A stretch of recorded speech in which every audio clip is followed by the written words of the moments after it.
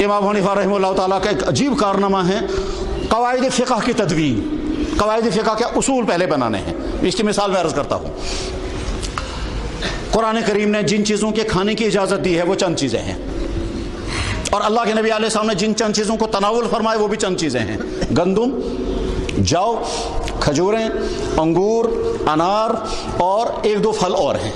इसके अलावा जितने फल दुनिया में हैं उनके खाने का तस्करा कहीं नहीं, न हराम होने का तस्करा है न खाने का तस्करा है।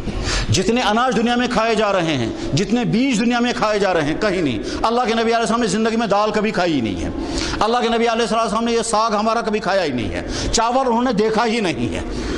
अंडा आपने कभी तनावुल फरमाया ही नहीं है। अब इन तमाम चीज़ों जो हज़ारों हैं, इन तमाम चीज़ों के मुतालिक फ़ैसला करना है ये हलाल हैं, अगर हलाल हैं तो कैसे हलाल हैं, और अगर ये हराम हैं तो अगर हराम कहेंगे तो हराम कैसे हो जाएंगी। और फिर ये इस्लाम अगर इन तमाम चीज़ों को हराम करेगा तो अगली कौमों में जब ये इस्लाम पहुँचेगा तो अगली कौमें इस इस्लाम को कैसे कबूल करेंगी। तो इसके लिए पहले उसूल तय करना चाहिए।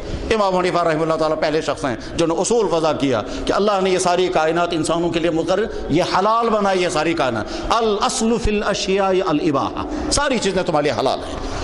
इसके बाद फिर कहा लगा इस्लाम आएगा और इस्लाम आकर के एक एक चीज़ को हराम कर देगा, बाकी सारी चीज़ें हलाल हैं। जिन चीज़ों का तस्करा कहीं कुरान और हदीस में नहीं वो सब हलाल। उसका नतीजा हो गया कि हमारी नून चाय भी हलाल हो गई, उसका नतीजा हमारा चावल भी हलाल हो गया, सारे फल हलाल हो गए इसी उसूल की बुनियाद पर। वरना इन तमाम चीज़ों को हलाल या नाजायज़ करने की कोई शक्ल है ना नाजायज़ करने की कोई शक्ल है।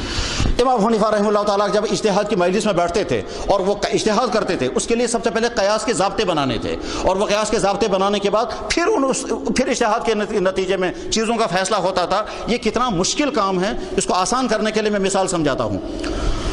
फ़र्ज़ कीजिए हमारे सामने सवाल आता है कि साहब भैंस का दूध खाना जायज़ है या नाजायज़, और भैंस का गोश्त खाना जायज़ है या नाजायज़।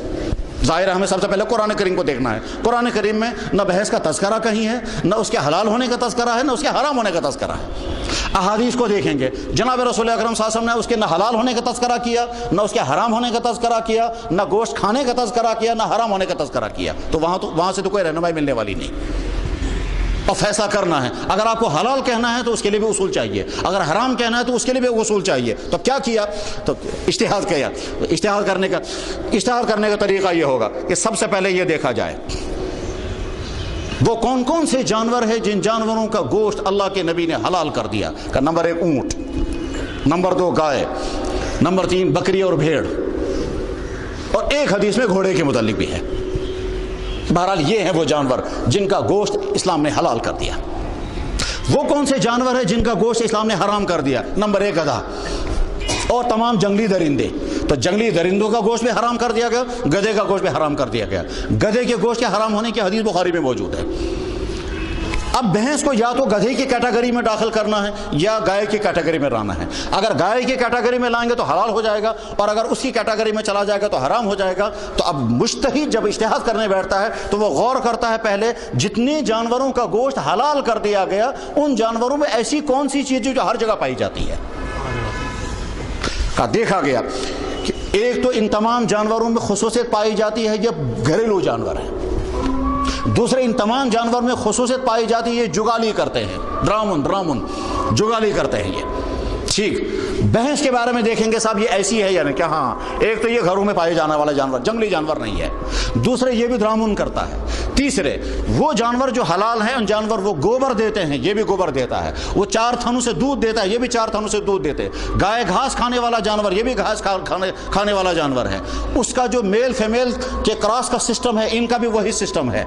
जिस तरह से वो अपने बच्चों को पालती है इसी तरह से ये भी अपने बच्चों को पालती है। वो गोबर देती है, ये भी गोबर देती है। इन तमाम चीज़ों को मुंतबी करने के बाद कहा गया जैसे गाय हलाल है वैसे भैंस भी हलाल है, जैसे गाय का दूध हलाल है वैसे भैंस का दूध भी हलाल है। अगर ये इज्तिहाद का तरीका इख्तियार न किया जाए तो न भैंस के हलाल होने का कोई फैसला हो सकेगा न हराम होने का फैसला हो सकेगा।